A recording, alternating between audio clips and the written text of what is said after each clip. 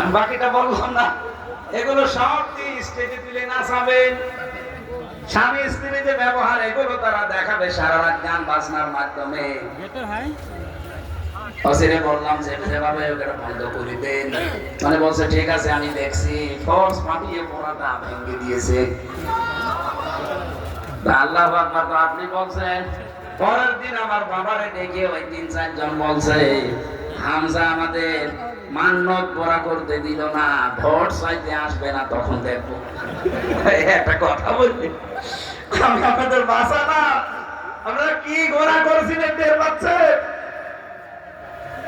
একটা পুরুষ যদি মহিলার শ্বাস ধরে তার উপরে লানত দেয় কে? একটা মহিলা যদি পুরুষের শ্বাস ধরে তার উপরে লানত দেয় কে? কত বড় গোনা থেকে বাঁচে না? এই পরিকল্পনাটা যে না নিতাম, ওইটা কি বন্ধ হইতো? ওরা পুলিশকে কিছু খাবার দাবার দিয়ে, মাল মশলা দিয়ে সারা রাত না 2 রাত চালাইতো। এই সিদ্ধান্ত তারা নিয়েছিল। কিন্তু আমার ইমানের তাকিদে আমি শুধু শোনার পরে পরিকল্পনা নিয়ে যতটুকু আমার আয়ত্তে আছে আমি চেষ্টা চালিয়েছি, বাকি কাজ করেছে আমার আল্লাহ।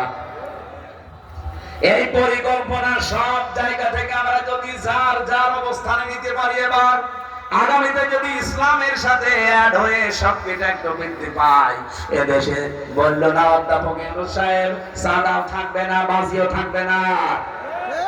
সুতরাং এই হাদিসের শব্দটা যারা ভুল বলেন সংশোধন করে নেবেন। শুধু অন্তর দ্বারা ঘৃণা করা হাদিসের অর্থ না, এখানে কারাহা নেই।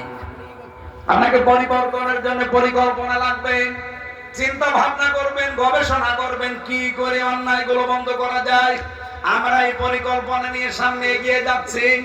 এই জন্য আমাদের একটা কাজ, সেই সংক্রান্ত একটা আয়াত আমি পড়েছি। এখানে যে উসুলে তাফসীরের মূল নীতি 15টা আছে, পুরাটা